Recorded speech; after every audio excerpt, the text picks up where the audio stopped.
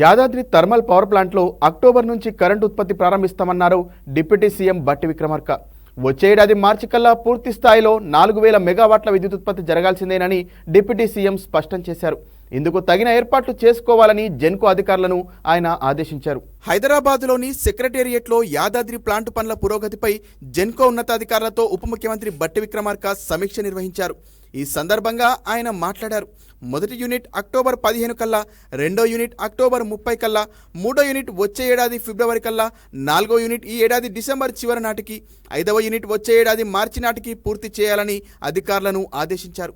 ప్లాంటులో పనిచేసే కొందరు అధికారులు, సిబ్బంది జ్వరాలతో బాధపడుతుండడంతో పనుల్లో కొంత జాప్యం జరుగుతోందని జెన్కో అధికారులు డిప్యూటీ సీఎంకు వివరించారు. సిబ్బంది కోసం మెడికల్ క్యాంపు ఏర్పాటు చేయాలని, దోమల బారిన పడకుండా క్యాంపుల్లో దోమతెరలు సరఫరా చేయాలన్నారు. ఆయా ప్రదేశాల్లో పెద్ద ఎత్తున ఫాగింగ్ చేయాలని బట్టి ఆదేశించారు. స్థానికంగా క్వార్టర్ల నిర్మాణానికి వెంటనే టెండర్లు పిలవాలని, క్వార్టర్లు నిర్మించే వరకు మిర్యాలగూడ, దామరచెర్ల నుంచి సిబ్బందిని తరలించేందుకు ప్రత్యేక బస్సులు ఏర్పాటు చేయాలని సూచించారు.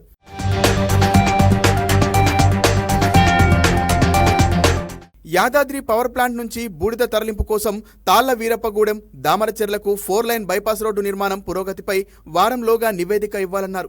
ఈ నెలలో ప్లాంటును సందర్శించి అధికారులతో భేటీ అవుతానని డిప్యూటీ సీఎం బట్టి విక్రమార్క తెలిపారు. ఈ రివ్యూలో energy secretary Ronald Ross, Genco డైరెక్టర్లు Ajay, Sachidanandam, YTPS chief engineer Sammaiah, Transco JMD Srinivas, deputy CM special secretary Krishna Bhaskar, SPDCL CMD Musharraf, NPDCL CMD Varun Reddy తదితరులు పాల్గొన్నారు.